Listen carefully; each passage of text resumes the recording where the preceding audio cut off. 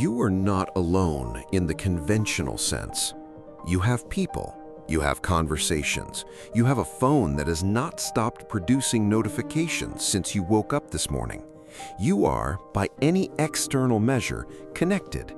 And yet, there is something underneath the connection, beneath the social surface, running quietly in the background of ordinary days that feels like absence. Not the absence of people, the absence of being truly, deeply, completely known by another human being. And that specific feeling, that particular flavor of alone, is something the modern world has almost no language for, because it doesn't look like loneliness is supposed to look. So most people carry it quietly and wonder if something is wrong with them. Nothing is wrong with you, but something is wrong with how connection has come to be understood. There is a difference, a profound and rarely articulated difference between contact and connection. Contact is the exchange of words, presence, information. It happens constantly, on screens, in meetings, at social gatherings, in the running commentary of group chats that never fully stop. Connection is something else entirely. Connection is the experience of being met at the level of your actual inner world by another person who is also genuinely present in theirs. It requires two people to be simultaneously vulnerable, simultaneously real, simultaneously willing to be seen without the management of how they are perceived. And that, in a world that has optimized almost everything for surface, is becoming extraordinarily rare. The research on loneliness in 2025 and 2026 is, in every honest sense of the word, alarming.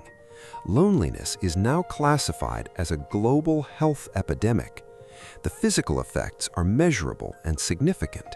Chronic loneliness affects the immune system, elevates cortisol, disrupts sleep, accelerates cognitive decline, and increases the risk of early mortality by a percentage comparable to smoking 15 cigarettes a day.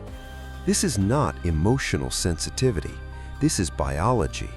The human body was designed for genuine connection, not contact, connection. And when it does not receive it, regardless of how many people are technically present, it registers the absence as a threat. And here is what makes this particular loneliness so difficult to address. It is invisible.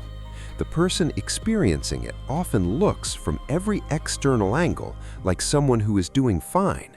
They are socially engaged, they contribute meaningfully to conversations, they show up, they participate, they function. But inside the participation, inside the performance of connection, there is a layer of themselves that never quite makes it into the room.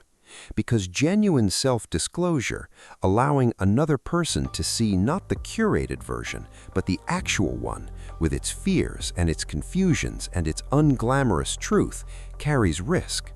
The risk of being too much, the risk of being judged, the risk of offering your real self and having it received with something less than it deserved. And so most people make an unconscious calculation.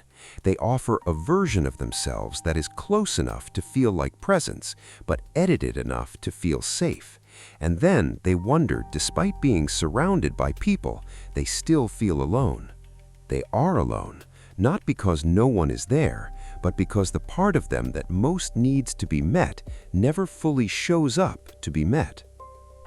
The telephone, in its original form, allowed one person to hear the voice of another across distance.